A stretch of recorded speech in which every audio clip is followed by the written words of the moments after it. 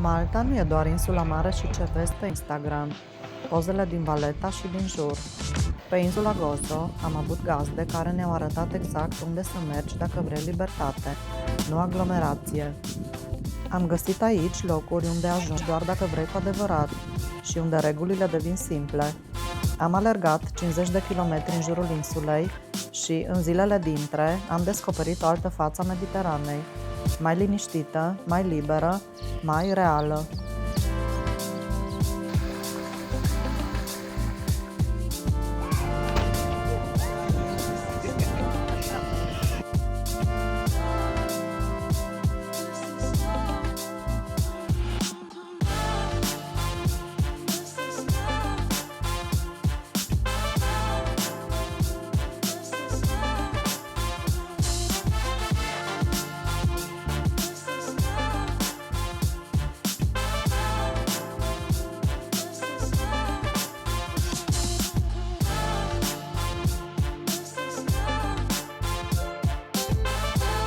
Gozo e insula de lângă Malta, la 25 de minute cu feribotul, mai puțin cunoscută și poate mai autentică. Vaporul trece pe lângă faimoasa lagună albastră și peșterile sale marine, unde acum au limitat numărul de vizitatori zilnici și trebuie să-ți faci programare în avans din cauza numărului prea mare de vizitatori.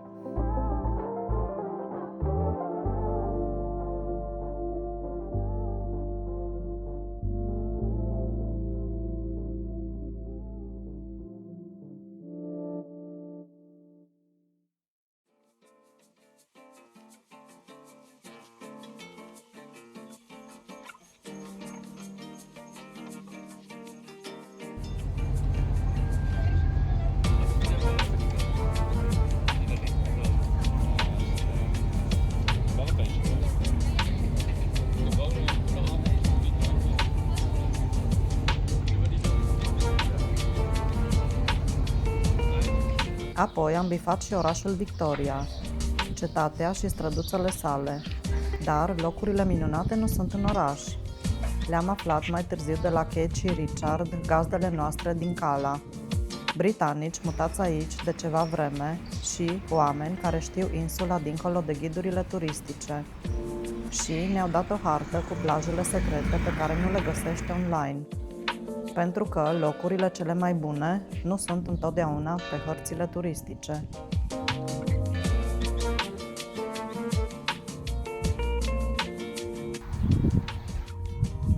Marilyn Monroe, cu rochița în vânt.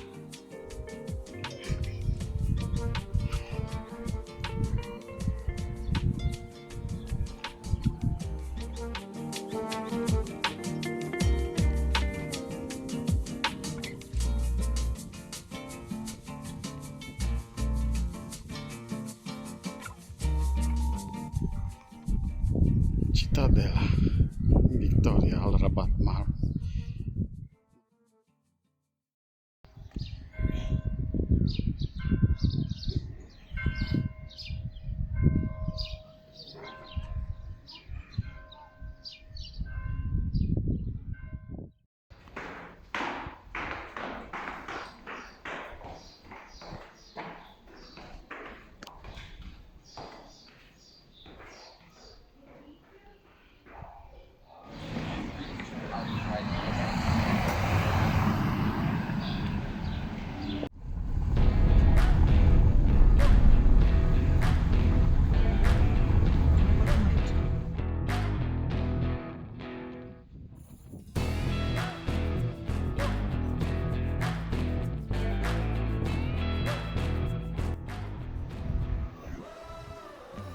În garajele de bărci.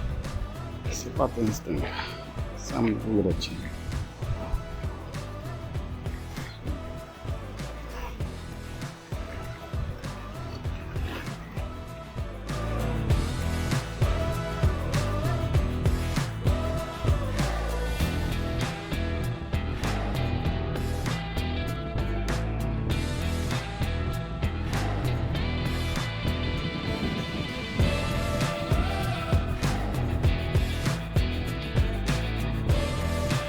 Noi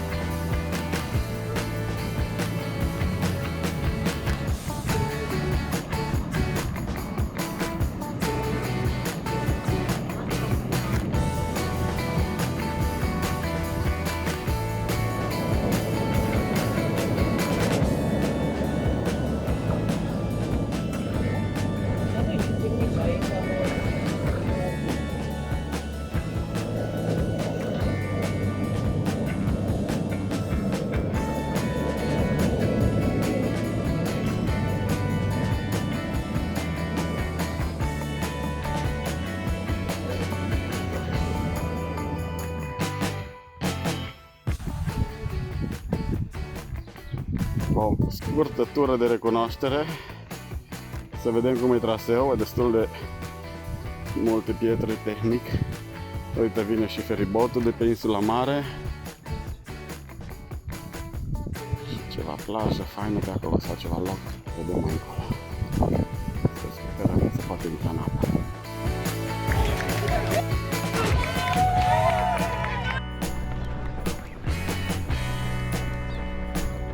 Am mâncat de dimineață. Ai mâncat? Și eu. Dar nu venisem doar pentru relaxare. Nu era doar vacanță. Am venit și pentru Xterra Gozo Trail, run 50 de kilometri în jurul insulei împreună cu prietenul nostru Liviu. Ziua cursei a fost brutală, soare, căldură și traseu care nu iartă. Nu a fost ușor, dar tocmai asta a făcut experiența memorabilă.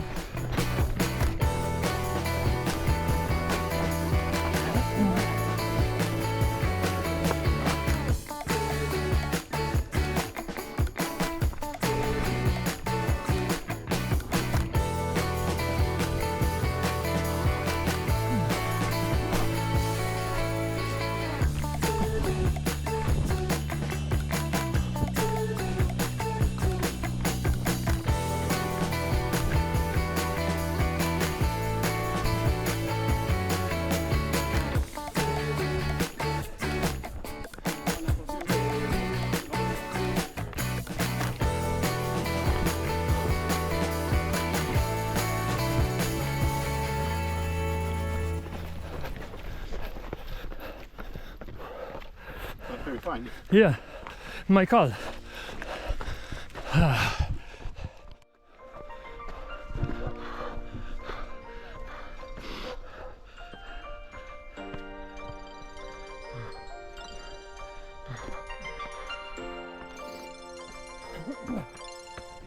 O parte din cadrele de la concurs sunt filmate de Liviu, prietenul nostru din lumea trail running-ului. Fără el, probabil, am fi rămas doar cu febră musculară și amintirile. Tot el ne-a convins acum ceva timp că Gozo merită pus pe listă. Și, sincer, a avut dreptate.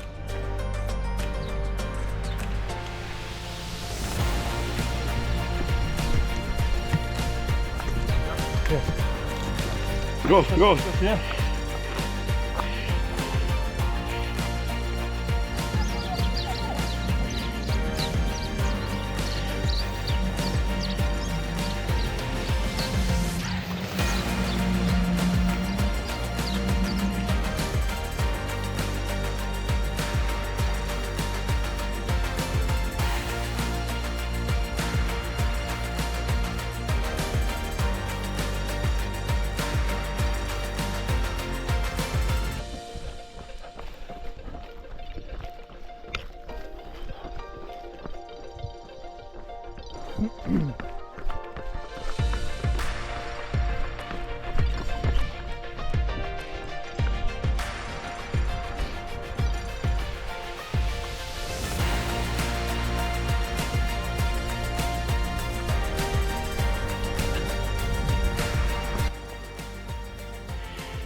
Golful Hlendi. Un urcuș din rupt pe căldură. Noroc că aici mai bate vântul. Un picuț.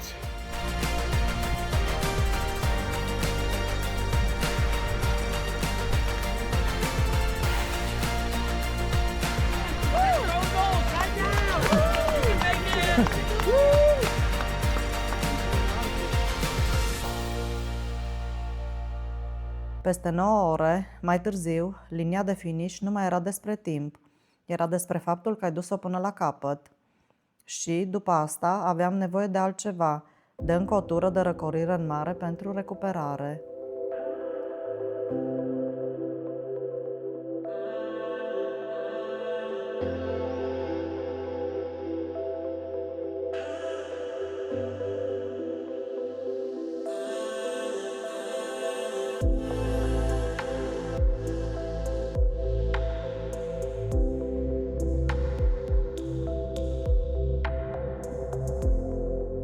Plaja Ramla.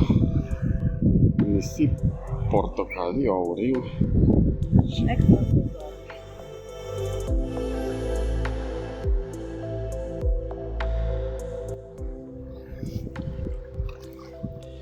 Cum vă place în mai, în Malta? Ne mai place.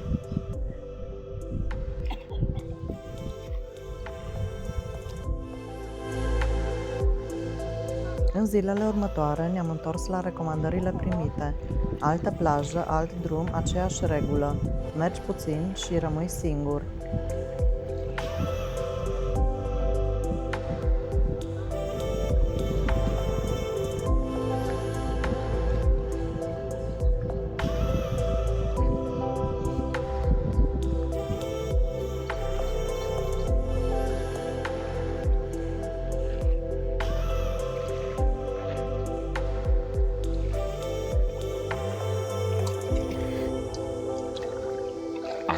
Aqua ginnastica.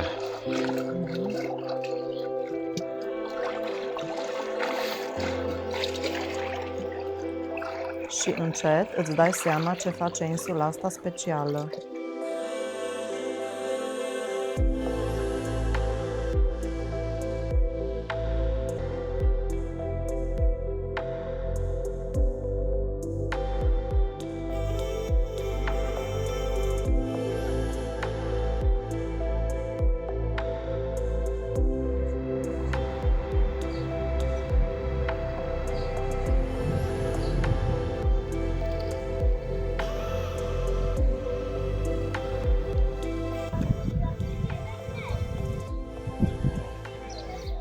Marea închisă de pe insula Gozo. 5 euro, plimbare de 15 minute cu barca, ne trece prin tunel.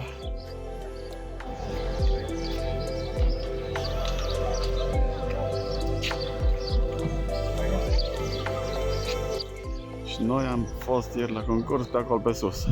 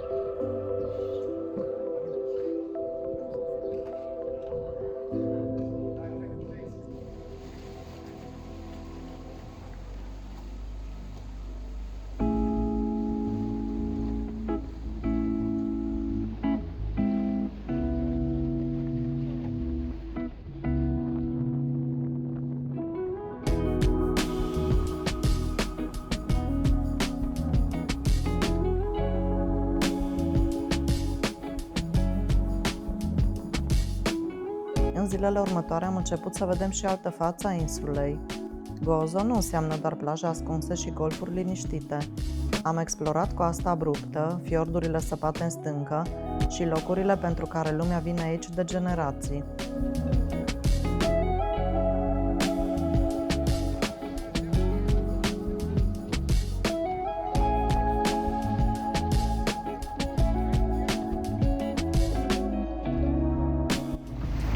Ia vedeți, formă umană, ochii, nasul și gura căscată.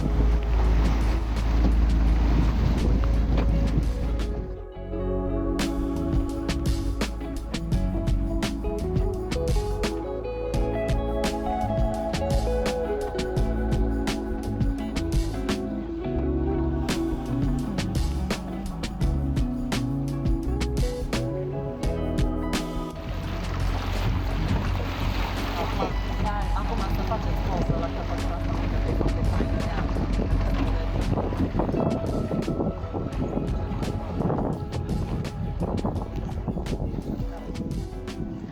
Da, exact pe aici am venit.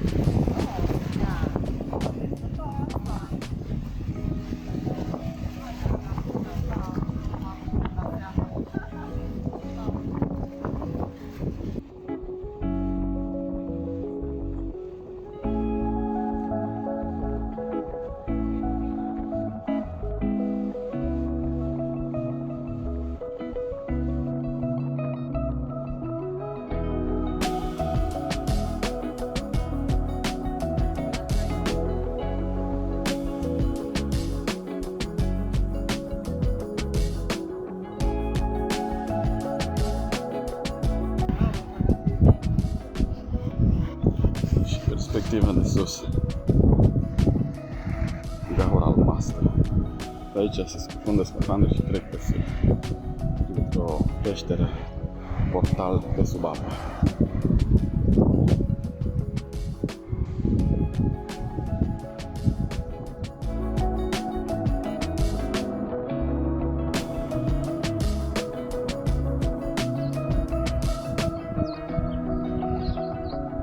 Basilica Tapin, pe insula Gozo.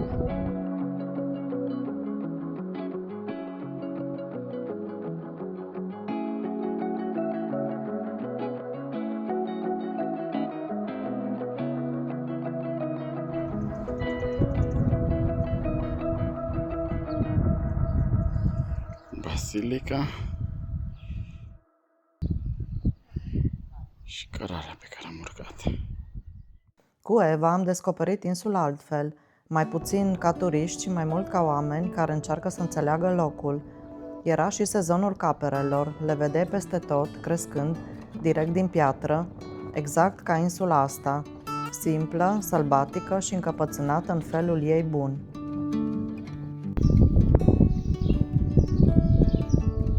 Și coboară pe niște scări până la portalul de piatră, arăt imediat. Și jos e Marea Albastră.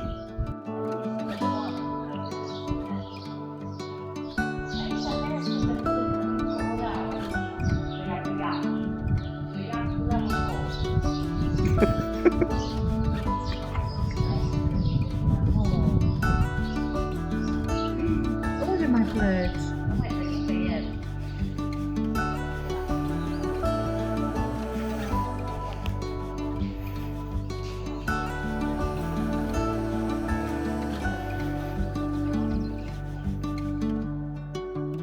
Prietena noastră Eva și-a pus o floare de capere, am aflat acum, la ureche. Astea sunt.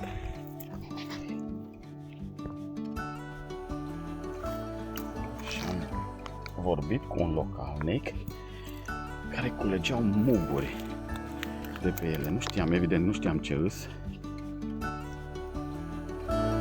Și acum e sezonul să culeagă mugurii. Și ăștia cred că îi murează și ne vând nouă italienii capere. Ia uite.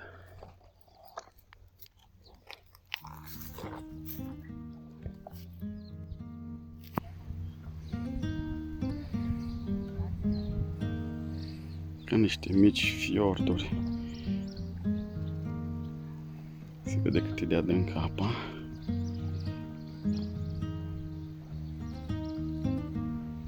Nu e prea bună lumina.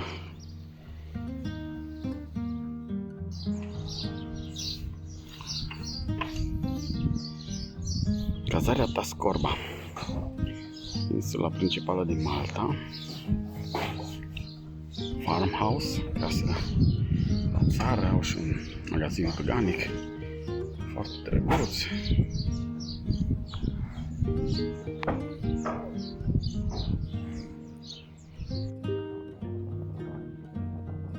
Malta e o insulă mică și totuși încă mai găsești locuri unde nu e nimeni. Trebuie doar să cobori câteva trepte în plus. Și după încă puțin hiking, chiar și aici, ne-am găsit locul nostru pe care îl căutăm mereu. Fără beach bar, fără șezlonguri, fără muzică, doar marea și libertatea de a te bucura de ea în liniște. Cărarea trece pe aici, pe sub piatră.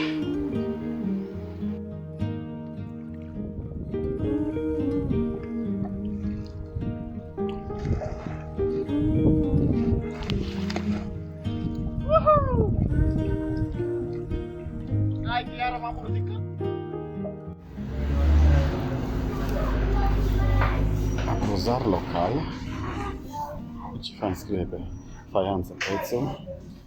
Mulți localnici cumpără 6 euro un kilogram și un pic de căpșuni proaspăt culese. Le-am văzut până în sezonul. Am văzut plantațiile. Am trecut înapoi în Malta, capitala Valletta, cu balcoanele ei tradiționale, toate locurile faimoase și pline de turiști. Frumos, dar diferit.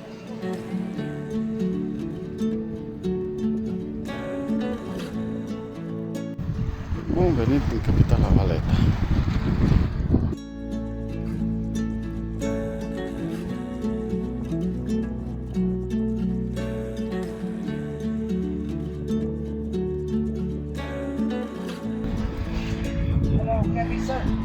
Thank you.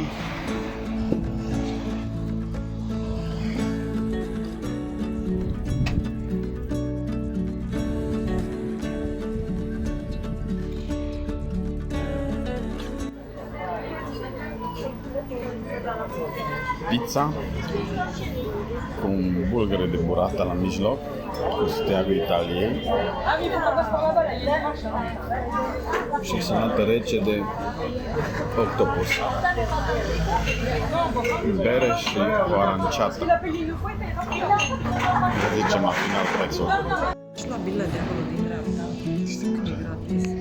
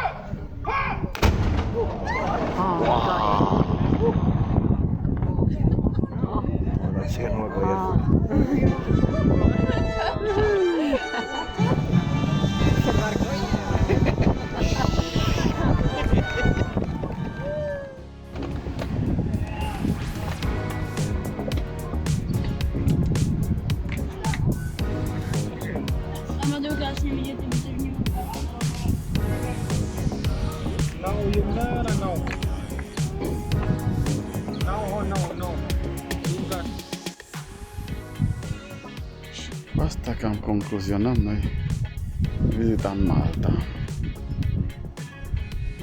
Cetatea Valletta, cartierul Floriana. Sănătate.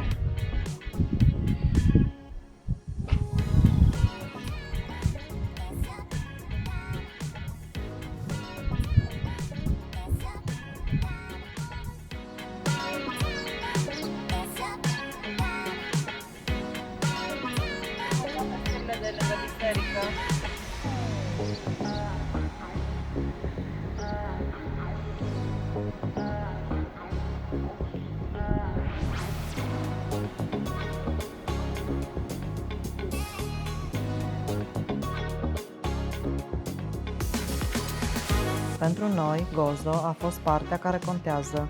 Drumurile mai lungi, locurile fără nume și oamenii potriviți. Kate și Richard ne-au arătat direcția, restul a ținut de noi. Gozo nu e pentru toată lumea, dar dacă ai răbdare, îți arată o altă față a Maltei. Dacă vreți să mai vedeți locuri ca Gozo, știți ce aveți de făcut. Apăsați pe butonul de abonare și activați-vă toate notificările.